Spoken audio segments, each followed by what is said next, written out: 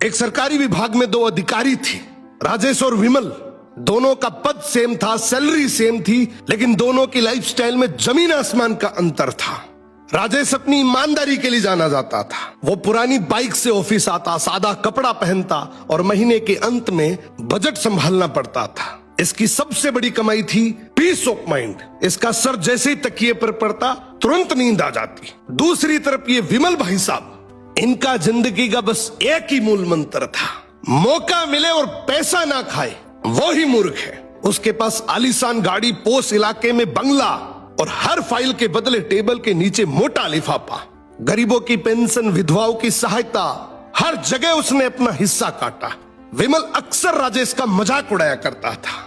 राजेश तो ये ईमानदारी का चोला पहनकर जिंदगी भर साइकिल ही चलाता रहेगा। मुझे देख, 5 साल में सब कुछ बना लिया।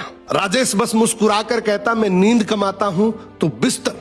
अब कर्म का हिसाब देर से खुलता है, लेकिन जब खुलता है तो ब्याज सहित लौटता है। विमल के बेटे का जन्मदिन था। तोहफे में उसने बेटे को एक महंगी सुपर बाइक दी। वही बाइक जो रिश्वत के पैसों से खरीदी गई थी। उसी रात बेटा नशे में बाइक चला रहा था, भीषण एक्सीडेंट हुआ।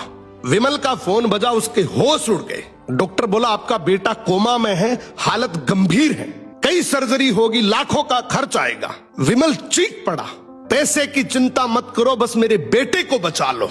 उसने बेटे के इलाज में अपनी सारी काली कमाई लगा दी, महंगी दवाइयां, विदेशी डॉक्टर। लेकिन जिस बेटे के लिए उसने पाप की कमाई जमा की थी वो बच नहीं सका। जो पैसा दूसरों के आंसुओं से आया था, आज उसके अपने आंसू भी नहीं पहुंच सका। बेटे की मौत के बाद घर उजड़ गया, पत्नी डिप्रेशन में चली गई। विमल को दिल का दौरा पड़ा, बंगला फूटा, मकान बन गया। पैसा अब दवाई और वकीलों की फीस में जा रहा था। और एक दिन अचानक राजेश से मुलाकात हुई। विमल रोते हुए बोला, राजेश तू बिल्कुल सही था, मैंने जहर इकट्ठा किया था और उसी जहर ने मेरा घर जला दिया।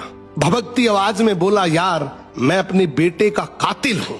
जिंदगी में याद रखना, हराम की कमाई हराम के रास्ते से ही जाती है। ये रील टैग करो उस दोस्त को जो सरकारी कर्मचारी है। अगर वो ईमानदार है तो इस रील को देखने के बाद वो बहुत खुश होगा।